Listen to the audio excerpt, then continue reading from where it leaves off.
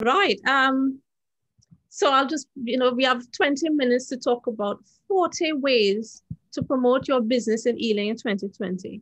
I mean, this talk is really to highlight a few of the points that I wrote about in the Expo Guide. I don't know who had a chance to look through the Expo Guide, but I just wanted to highlight some of those big, some of those points that I really liked. It's on page 5.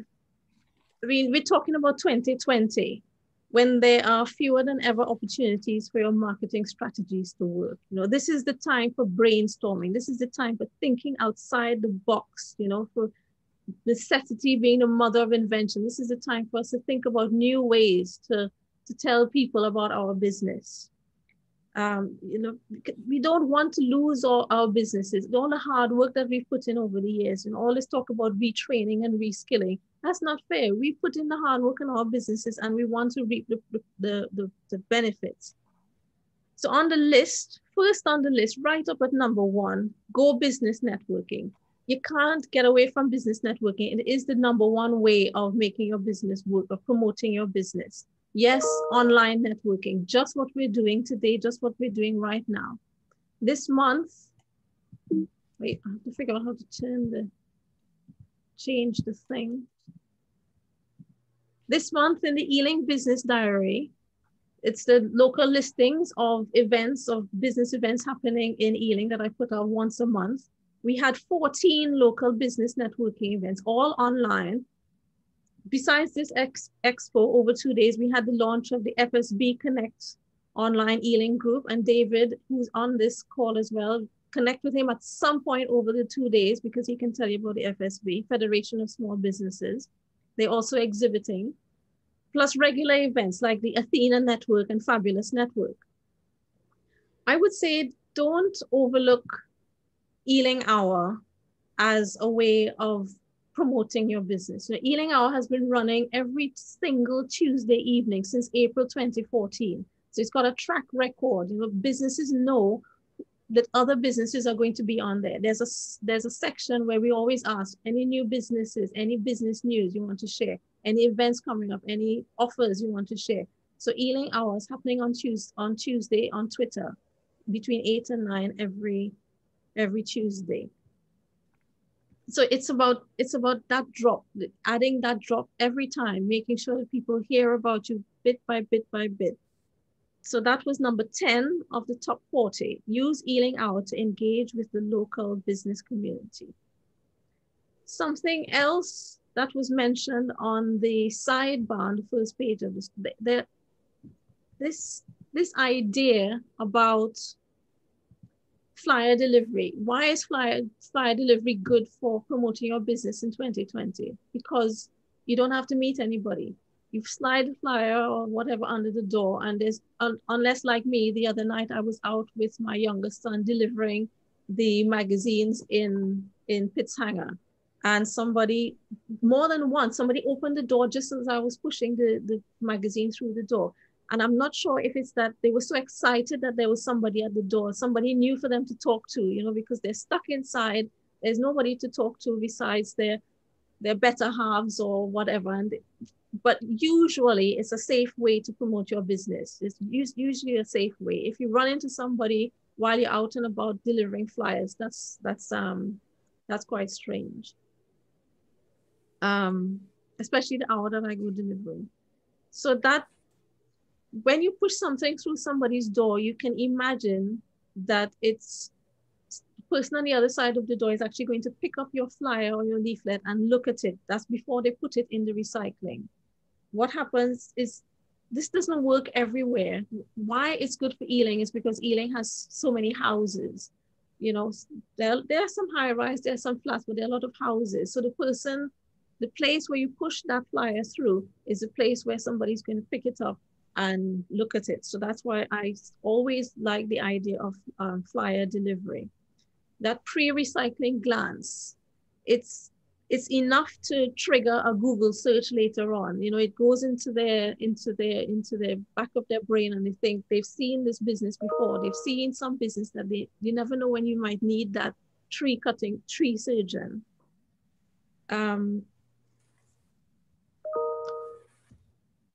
But we're already into 14 minutes into this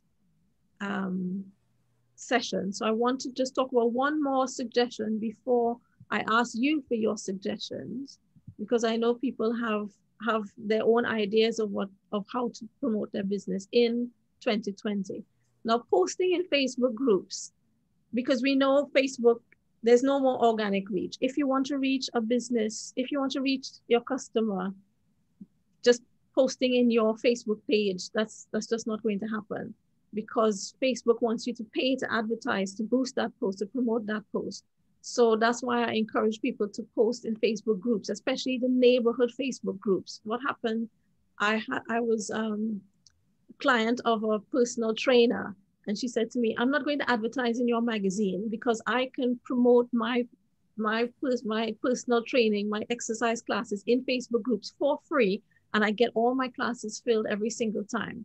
So Facebook groups, especially the neighborhood groups, they're really good place for promoting your business in Ealing in 2020. So groups like Northfields, well, Hanwell Friends, that's the biggest group. I think it's 20,000 members in there.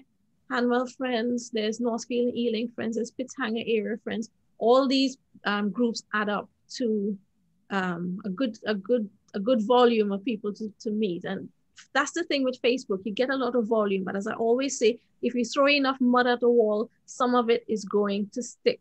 If you put out your message in enough people, some of it is going to stick. Yes, the marketing people will tell you, you have to target your message, you have to know your ideal client, you have to target your message for your audience and all that sort of thing. But sometimes you just want a volume. So that's my 4 top suggestions for promoting your business in 2020. So I want to ask now, what ideas have you been using? We've got 4 minutes. What ideas have you been using to promote your business in where you are? Would anybody like to, let me stop sharing so that we can see if anybody would like. Is everybody available to talk? I mean, if nobody wants to offer, I have a strategy, but go ahead. David, is that a hand up? It wasn't, but I can speak for 10 seconds. I'm very much meeting people face to face, and a people person. So one of the things I quite often do is just go and say hello to businesses in an area. So I was in Hayes a few weeks ago, and just said hello. And the fact of the matter is that people like to speak to people. I think a lot of people are frightened of meeting strangers, but most people, vast majority of people, are very, very nice. So maybe when it's safe to do so, get there and say hello to people. I suppose we have to make the most of outdoors, as Francis was saying earlier. Because when we were planning the in-person aspect of this expo, we were planning to do it on Ealing Common, out in the open, just have speed networking out in the open. But we decided not to in the end because it just wasn't safe. And imagine if we were doing that today, we would have a lot of people still very nervous about meeting up. But yes, you're right. If we can just go out and meet people, that's always the best way to meet. Always the best way to spread the word about your business. I have a question. Yes, Fabrizio. Yeah, so I wanted to ask David, I mean, like, because that's the best thing really to, when you work with people face to face and you can meet them in person, of course, like, so what are you doing now? Are you just popping in, or are you getting an appointment? And because like, I found that people are kind of reluctant now to allow people in the office. And so, like, I'm not sure how you're managing. If you can. To be honest, I've not found that. I think it depends on how you contact them. If you speak to them on the phone, I think there's a good chance that they won't want you to come and see them. But if they're a shop or say a tire company or whatever, they're working anyway. They've got people going in there. So I think it depends the sort of businesses that you're speaking to. Okay, thank you. Coretta, wait, there's something going on in the chat. Coretta, you have your hand up. Would you like to? Yes, I did. Yeah. I don't go out very much, working from home, but when I do get the opportunity to go out, I do bring my leaflets with me, things like that, because people do like to see face to face. And obviously, you know, I'm like a walking advert as well for my products, hair care products. But we've also been sort of working on making sure that our email marketing is kept regular, social media as well, and keep it more personalized so that we've still got the connection with our customers. But it's more online, social media and email marketing. And when I do go out, I try to be an advert and make sure I carry my leaflets and things like that. Yeah. And the big thing you're doing, you're sending samples in the post. Sorry. So, I mean, how is that working for you, sending the samples in the post?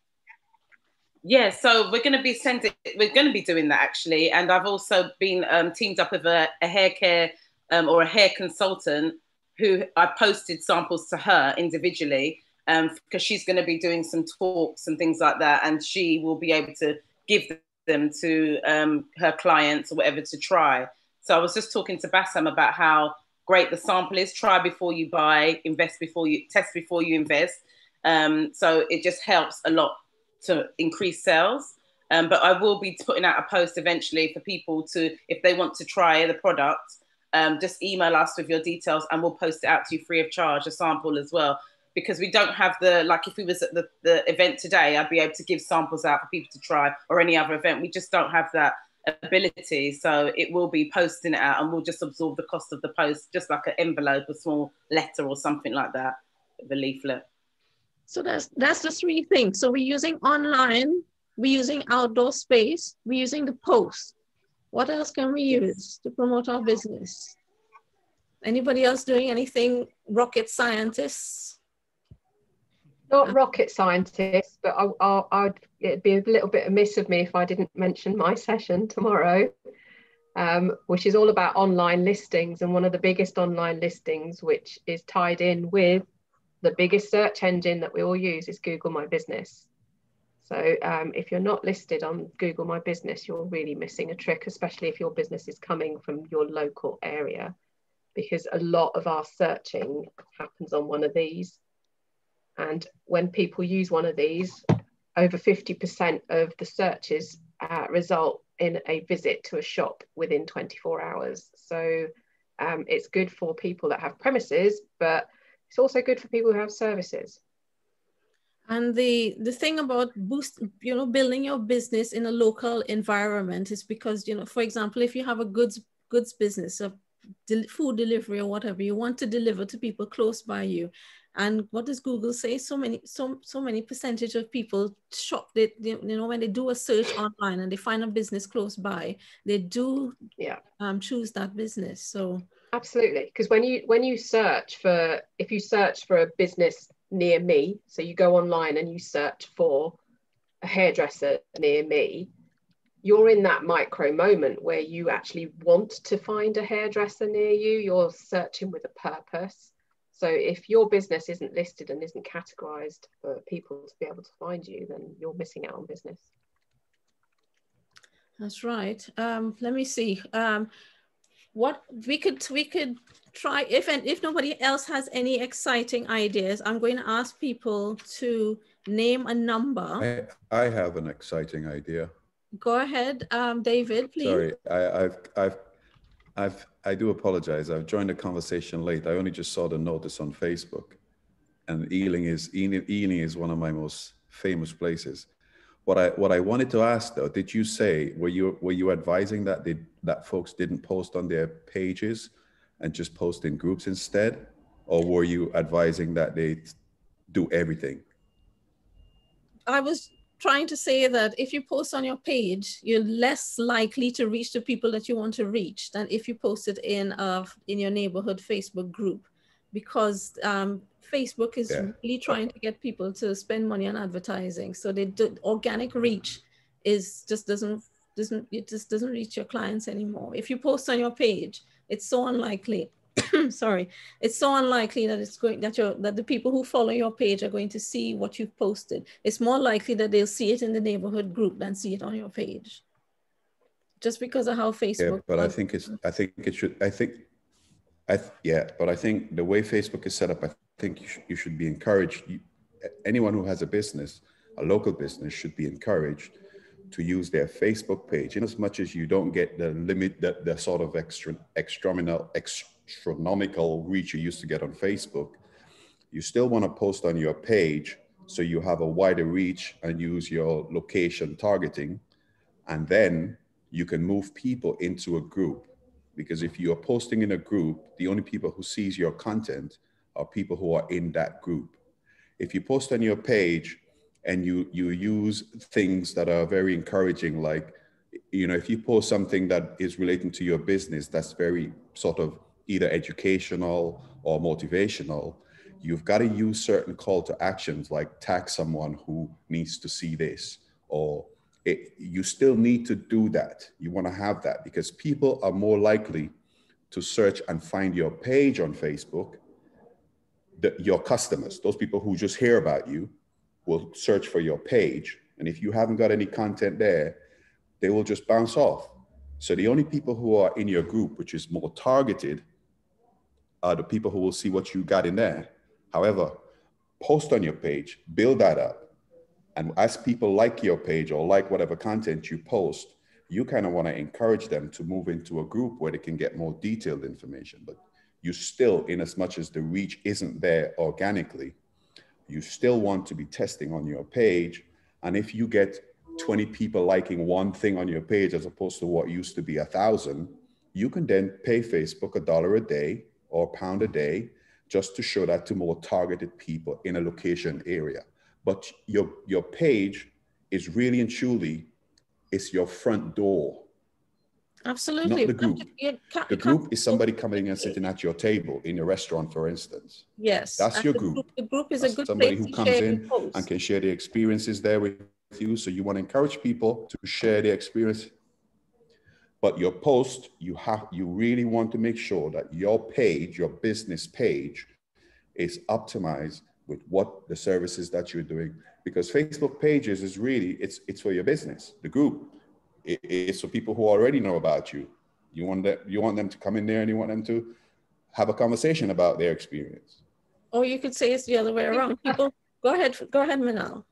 I was just going to say, David making quite a good point there about the posts on your Facebook page, because you can put yourself in a location. So even if you're posting generally to your page, you can tag a location. So you can tag yourself as being in Ealing. So more people in Ealing will see that post. So using that geo targeting on posts on Facebook, Absolutely. You can do it on Twitter, you can do it on Instagram. Using those locations helps you get found on social media as well. And it might not be people that are already following you that discover those posts. So I think it's a good idea to have a combination of everything. And I don't know if she's still here, I liked Lena's approach where she's not putting all her eggs in one basket, and she's doing a lot of things to reach different people with her message. But I think David's point about the Facebook page is a good one.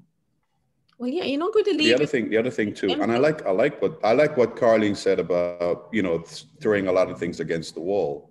That's very important. But the other thing also, as far as, Google is not yet picking up comments and stuff that takes place in a group. So if you have a nice title of, your services, Google is not picking that up. The organic search is not picking up conversations that are taking place in groups. However, it's taking up conversations that are taking place on Facebook pages. So if you I think Minal was saying, if you have your Google My Business listing fully optimized with your contact number, your website, if you've got that fully optimized, if you do a post on Facebook on your page with a title, and you have sort of related images with the right title on your Google My Business, all of that gets precedence when somebody does a search for your information on Google search. Yeah. So the page, I just wanted to say, I agree with you that the organic reach is not as much as it used to be, But that's because Facebook is now a gold mine. If you want to reach people within 5 miles of your business and you've got something really special, you don't have to pay a lot of money, but you can give them a little bit of money, but you can measure that. You can see how many people has actually engaged with that particular thing. So it's a better return on investment than just wishing that somebody comes in. So yes.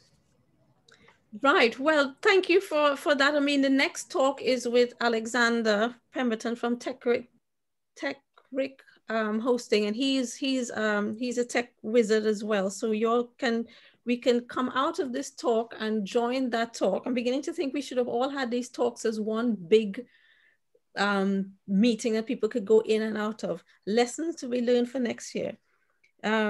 So thank you very much for joining in this session. I haven't even got a chance to look in the chat, so I'm just going to save that. Anybody else wants to save the information in there? I can see some interesting things.